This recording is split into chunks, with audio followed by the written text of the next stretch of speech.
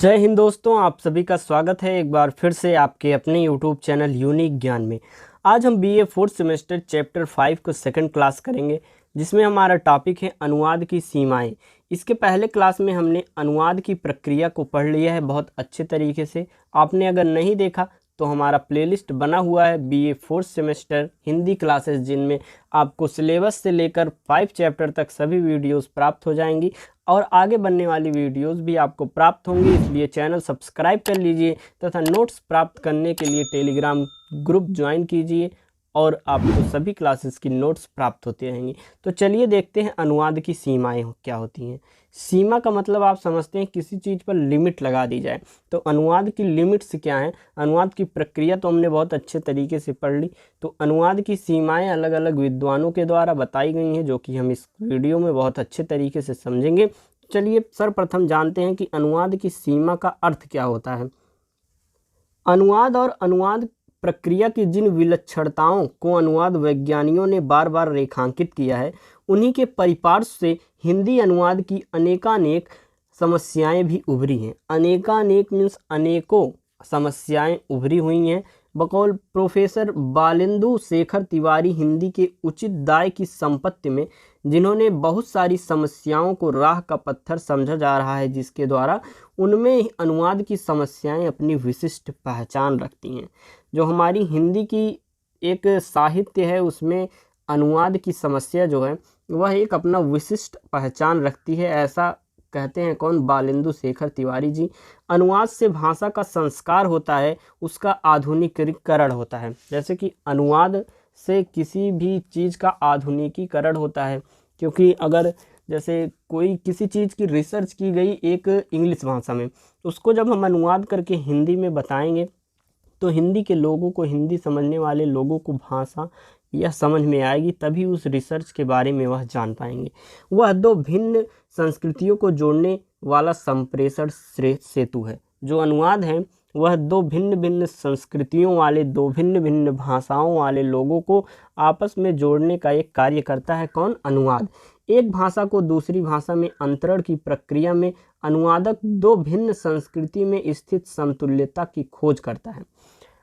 अलग अलग संस्कृतियों में जो है अलग अलग अर्थ, अलग अलग सोच विचार पाए जाते हैं, तथा उनके विचार को समझने के लिए अनुवादक जो होता है वह भाषांतरित करता है उनके लेख को, उनके ग्रंथों को, जिससे अलग अलग भाषाओं के लोग भी उनके ग्रंथ को पढ़ते हैं और विचारों को समझते हैं, ज्ञान प्राप्त करते हैं। और इसी अनुवाद करने के लिए पर्यायवाची शब्दों के विविध रूपों से अनुवादकों को जूझना पड़ता है।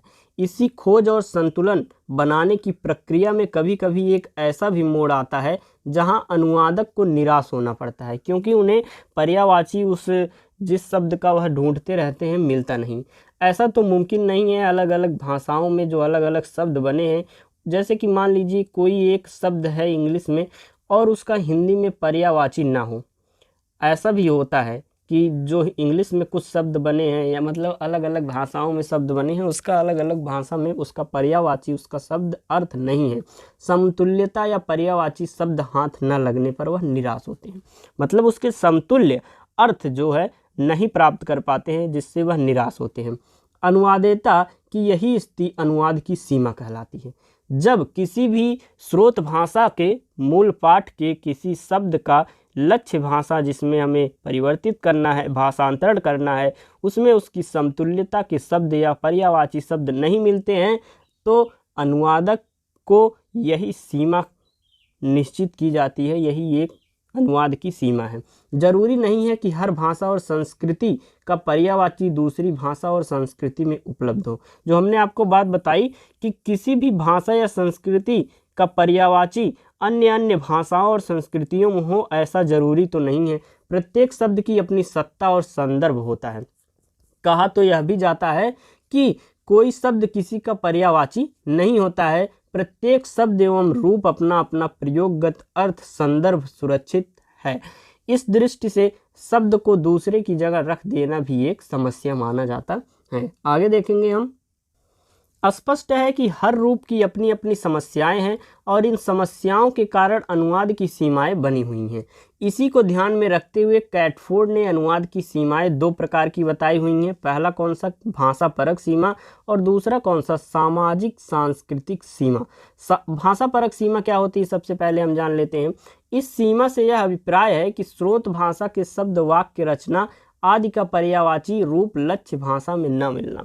जैसे स्रोत भाषा में हमारा जो मूल पाठ है उसमें प्रयोग किए गए वाक्य जो हैं, शब्द जो हैं, उसका पर्यायवाची, उसका समानार्थी, उसका अर्थ जो है लक्ष्य भाषा में न मिलना ही क्या है, भाषा परक सीमा कहलाता है।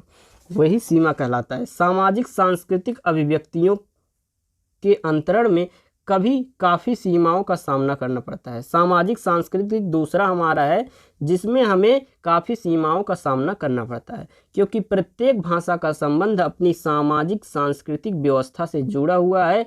परंतु पोपोविच का कहना है, पोपोविच ने सीमा को अलग अलग भागों में विभाजित किया है, जो कि हम आपको बताएंगे। इनका कहना है कि भाषा परक समस्या दोनों भाषाओं की भिन्न संरचनाओं के कारण उठ सकती है।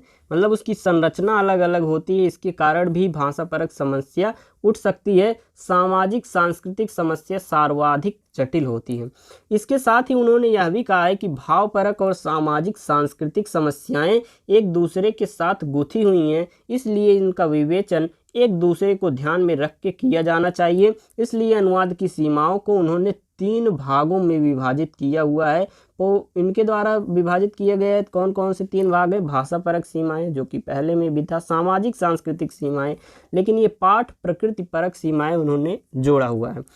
इसका भी अर्थ हम जानेंगे। अनुवाद की भाषा परक सीमाएं, जैसा कि ऊपर संकेत दिया जा चुका है, उसमें बताया जा चुका है कि प्रत्येक भाषा की अपनी एक संरचना एवं प्रकृति होती है। इसीलिए स्रोत भाषा और लक्ष्य भाषा के भाषिक रूपों में समान अर्थ मिलने की स्थिति बहुत कम होती है। कई बार स्रोत भाषा के समान वाक्यों में सूक्ष्म अर्थ की प्राप्ति होती है, लेकिन उनका अंतरण लक्ष्य भाषा में कर पाना संभव नहीं होता है। उदाहरण के लिए इन 2 वाक्यों को देखिए। 2 वाक्य हम आपको एग्जाम्पल के तौर पर समझाते हैं कि पेड़ काट रहा है और पेड़ काटा जा रहा है। सूक्ष्म अर्थभेद के कारण इन दोनों का अलग अलग अनुवाद संभव नहीं होगा। काटा जा रहा है और काट रहा है, अलग अलग इसका अनुवाद नहीं हो सकेगा। फिर किसी कृति में अंचल विशेष या क्षेत्र विशेष के जन जीवन का समग्र चित्रण अपनी क्षेत्रीय भाषा या बोली में जितना स्वाभाविक या सटीक हो पाता है, उतना भाषा के अन्य रूप में नहीं। जैसे कि कोई भी बात, कोई भी मनुष्य अपनी जो बोलचाल की भाषा है उसमें जितना सटीक तरीके से बता सकता है, जितना सटीक तरीके से समझा सकता है, उतना अन्य रूप में नहीं। जैसे कि फणीश्वर नाथ रेणु का मैला आंचल, इस उपन्यास में आंचल विशेष के लोगों की सहज अभिव्यक्ति मिलती है, उससे दूसरी भाषा में अनुवाद करना बहुत कठिन है। इसके अतिरिक्त भाषा की विभिन्न बोलियां अपने क्षेत्रों की विशिष्टता को अंदर समेटे होती हैं। यह प्रवृत्ति ध्वनि, शब्द, वाक्य आदि के स्तरों पर देखी जा सकती हैं। जैसे चीनी, जापानी आदि भाषाएं ध्वन्यात्मक न होने के कारण उनमें तकनीकी शब्दों को अनुदित करना श्रम साध्य होता है। मतलब हमें अगर उच्चारित करना हो, हमें अगर चीनी या जापानी भाषा समझनी हो तो हमें बहुत परिश्रम करना होता है। अनुवाद करते समय नामों के अनुवाद की समस्या भी सामने आती है। लिप्यंतरण करने पर उनके उच्चारण में बहुत अंतर आ जाता है। स्थान विशेष भी भाषा को बहुत प्रभावित करता है। उदाहरण के लिए एस्किमो की भाषा में बर्फ़ के 11 नाम हैं, जिसे दूसरी भाषा में अनुवाद करना संभव नहीं है। एस्किमो भाषा में अगर बर्फ़ के 11 नाम हम जो देखें, उसको अगर हम दूसरी भाषा में अनुवाद करना चाहें तो वह संभव नहीं है। वास्तव में हिंदी में अनुवाद की समस्याएं इस भाषा के मूलभूत चरित्र की न्यूनताओं और विशिष्टताओं से जुड़ी रहती हैं। वस्तुतः हिंदी जैसी विशाल हृदय भाषा में अनुवाद की समस्याएं अपनी अलग पहचान रखती हैं। भिन्नार्थकता, न्यूनार्थकता, अधिकारिता, पदाग्रह, भिन्नाशयता और शब्द विकृति जैसे दोष ही हिंदी में अनुवाद कार्य के पथबाधक नहीं है, बल्कि हिंदी के अनुवादक को अपनी रचना की संप्रेषणीयता की समस्या से भी जूझना पड़ता है कि किस प्रकार वह स्रोत भाषा को लक्ष्य भाषा में संप्रेषित करता है। वह इस समस्या से भी अनुवादक जो होता है वह खुद से ही जूझता रहता है। अगला हमारा क्या है, अनुवाद की सामाजिक सांस्कृतिक सीमाएं। उपर्युक्त संस्कृति चक्र से स्पष्ट है कि भाषा और संस्कृत का एक दूसरे के साथ अटूट संबंध है। भाषा जो है और संस्कृति, हमारी जो है हमारे समाज की संस्कृति जो है, वहाँ की जो भाषा है, दोनों में एक दूसरे के साथ अटूट संबंध होता है, क्योंकि जो संस्कृति होती है उसी के हिसाब से बोल भाषा में आपके बदलाव आते रहते हैं। अब संस्कृति अच्छी है, मान लीजिए आपको एक एग्जांपल दे के बताते हैं कि आप अच्छे घर से हैं, आपको अच्छी तमीज़ सिखाई गई है, व्यवहार करना सिखाया गया है, बड़ों का आदर करना सिखाया गया है, तो उस संस्कृति के हिसाब से आपकी भाषा में जो बदलाव होंगे, आप जिस प्रकार से अपने बड़ों से पेश आएंगे वह एक अलग भाषा होगी। और जो गांव देश के लोग ऐसे रहते हैं जिनको बड़ों का आदर करना नहीं आता है, समझ लीजिए उनकी भाषा और अपनी भाषा में आप फर्क देख सकते हैं। अनुवाद तो दो भिन्न संस्कृतियों को जोड़ने वाला संप्रेषण सांस्कृतिक सेतु है। एक भाषा को दूसरी भाषा में अंतरण की प्रक्रिया में अनुवादक दो भिन्न संस्कृति में स्थित समतुल्यता की खोज करता है। वास्तव में मानव अभिव्यक्ति के एक भाषा रूप में भौगोलिक, ऐतिहासिक और सामाजिक सांस्कृतिक तत्वों का समावेश हो जाता है, जो एक भाषा से दूसरी भाषा में भिन्न होता है। अलग अलग भाषाओं का अलग अलग इतिहास अलग अलग होता है। अतः स्रोत भाषा के कथ्य को लक्ष्य भाषा में पूर्णतः संयोजित करने में अनुवादक को कई बार असमर्थता का सामना करना पड़ता है। यह बात अवश्य है कि सांस्कृतिक भाषाओं की अपेक्षा विषम सांस्कृतिक भाषाओं के परस्पर अनुवाद में कुछ हद तक अधिक समस्याएं रहती हैं। जैसे कि देवर भाभी, जीजा साली का अनुवाद भारतीय भाषा में नहीं हो सकता, क्योंकि भाव की दृष्टि से इसमें जो सामाजिक सूचना निहित है वह शब्द के स्तर पर नहीं आंकी जा सकती है। अगर हम देखें इसी प्रकार भारतीय संस्कृति के कर्म का अर्थ ना तो एक्शन हो सकता है और ना ही परफॉर्मेंस, क्योंकि कर्म से यहाँ पुनर्जन्म निर्धारित होता है, जबकि एक्शन और परफॉर्मेंस से ऐसा भाव नहीं मिलता है। अगर हम देख लीजिए, इसी से आपको पता चल जाएगा संस्कृति और भाषा में क्या अंतर होते हैं। कर्म जो होता है हमारी भाषा में, उससे लोग कहते हैं कि पुनर्जन्म निर्धारित होता है। जैसा आपका कर्म रहेगा उसी प्रकार से आपको एक नया जन्म मिलेगा। अच्छा कर्म करेंगे तो फिर से मनुष्य का जन्म मिलेगा, अच्छा कर्म नहीं करेंगे, जिस प्रकार कर्म करेंगे वैसा ही आपको पुनर्जन्म उसी रूप में मिलेगा। लेकिन जो एक्शन है और परफॉर्मेंस है उससे ऐसा भाव नहीं होता है। लेकिन हम जब अनुवाद करते हैं तो कर्म का एक्शन परफॉर्मेंस ऐसा अलग अलग जगहों पे अलग अलग भाव के हिसाब से इसका प्रयोग करते हैं। ये समस्याएं हैं, ये सीमाएं हैं किसका। और ये लास्ट है अनुवाद के पाठ। क्या है? अनुवाद के पाठ। प्रकृति परक सीमाएं अनुवाद की आवश्यकता का अनुभव हिंदी में इसी तीव्रता से किया गया कि भाषाओं के पारस्परिक आदान प्रदान से हिंदी को समृद्ध होने की सहायता मिलेगी और भाषा के वैचारिक तथा अभिव्यंजना मूलक स्वरूप में परिवर्तन आएगा। हिंदी में अनुवाद के महत्व को मध्यकालीन टीकाकारों ने पांडित्य के धरातल पर स्वीकार किया था, लेकिन यूरोपीय संपर्क के पश्चात हिंदी को अनुवाद की शक्ति से परिचित होने का बृहत्तर अनुभव मिला। हिंदी में अनुवाद की परंपरा भले ही अनुकरण से प्रारंभ हुई, लेकिन आज ज्ञान विज्ञान की विभिन्न शाखाओं में अनुवाद की विभिन्न समस्याओं ने हिंदी का रास्ता रोक रखा है।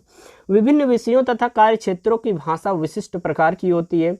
प्रशासनिक क्षेत्र में कई बार सैंक्शन और अप्रूवल का अर्थ संदर्भ के अनुसार एक जैसा लगता है, अतः वहाँ दोनों शब्दों में जो भेद कर पाना संभव नहीं है। इसी प्रकार जीव विज्ञान में पॉइजन और वेनम शब्दों का अर्थ एक है, किंतु ये अपने विशिष्ट गुणों के कारण भिन्न हो जाते हैं। अतः पाठ की प्रकृति के अनुसार पाठ का विन्यास करना पड़ता है। जब तक पाठ की प्रकृति और उसके पाठक का निर्धारण नहीं हो पाता, तब तक उसका अनुवाद कर पाना संभव नहीं हो पाता है। अभी तक हमने जो पढ़ा है उससे हमें क्या निष्कर्ष मिलता है कि उपर्युक्त विवेचन के आधार पर कहा जा सकता है कि हर भाषा की अपनी संरचनात्मक व्यवस्था, सामाजिक, सांस्कृतिक परंपरा होती है। अलग अलग भाषाओं की अलग अलग सांस्कृतिक और संरचनात्मक व्यवस्था होती है। इसके साथ साथ विभिन्न प्रयोजनों में प्रयुक्त होने के कारण उसका अपना स्वरूप भी होता है। यही कारण है कि अनुवाद की प्रक्रिया में स्रोत भाषा और लक्ष्य भाषा की समतुल्यता के बदले उसका न्यूनानुवाद या अधि अनुवाद ही हो पाता है। यह थी आपके अनुवाद की सीमाएं, अलग अलग लोगों के आधार पर बांटी गई थी, जिसका क्या अर्थ था। लास्टली हमने अंततः आपको निष्कर्ष भी देकर बताया कि अनुवाद की सीमाएं, अनुवाद से समस्याएं क्या क्या उत्पन्न हो रही हैं और इसी टॉपिक के साथ आपका चैप्टर 5 खत्म होता है। अब हम चैप्टर 6 की तरफ बढ़ेंगे। अगर आप चैनल पर नए हैं तो चैनल सब्सक्राइब कीजिए, अपने दोस्तों के पास शेयर कीजिए जिससे वह भी वीडियो से लाभान्वित हो सके। नोट्स प्राप्त करने के लिए टेलीग्राम चैनल ज्वाइन कीजिए। धन्यवाद, मिलते हैं अगले वीडियो में।